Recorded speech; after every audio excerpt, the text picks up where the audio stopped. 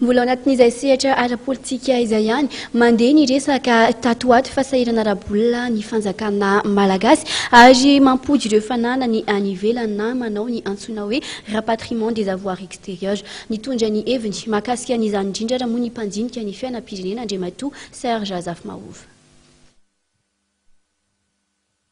Nitondra ny heviny amin'ny mety ho fiantraikany antsoina hoe rapatriement des avoirs extérieurs ny mpandinika ny fiainam-pirenena Serge Azafmaovo ary nanao tombatombana amin'ny mety ho fiantraikany izany.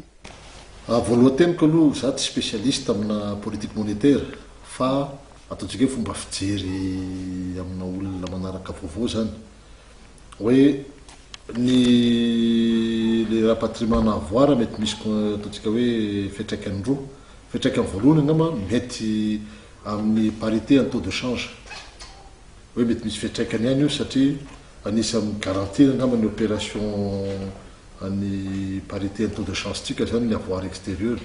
Ny lafiny faharoa mety aty amin'ny chancellerie hoe tsika zany manana représentation diplomatique etsy aroa dia misy le taux de change ataontsika hoe taux de change de chancellerie zay tsy mitovy amin'ny taux de change any amin'ny banque zany hoe fanaovana ny opération tsika amin'ireo chancellerie tsika ny ivelany reo ka mety sy fiantraikany ihany koa angamba le izy fa mila dinihana tsara mila jerevana angamba za miaraka amin'ny manam-pahefana amin'ny banque centrale sy any amin'ny trésor angamba tena afaka mamaly ara-teknika momba an'izay.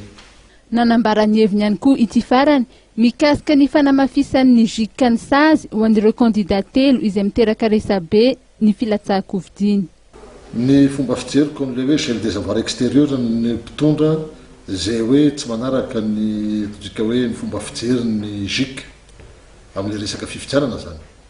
Ozy aho hoe efa iamory ny FFKM, efa amory ny an'izy efatra rahalahy mianaka zay nitondra teto sy nitondra amin'izao fotoana ny FFKM.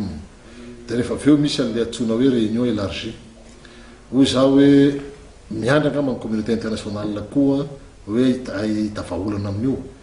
Matoany raha tsy diso atao hoe mieritreritra ho avy aty ohatra ny filosisanao amin'ny valo jolay zany hoe aoriana ny fiorana eto Antananarivo zany samy malagasy everiko zany fa io fiorana samy malagasy io zany mila homanina tsara fa tsy fanebanebaka eto zany tsika ka hoe fanenjika amin'ny resaka hoe fananana tsina fananana ry fa lasa mampisy lonolono zany zay ty amin'ny fireneny ary tsy tondra zay stabilité politique.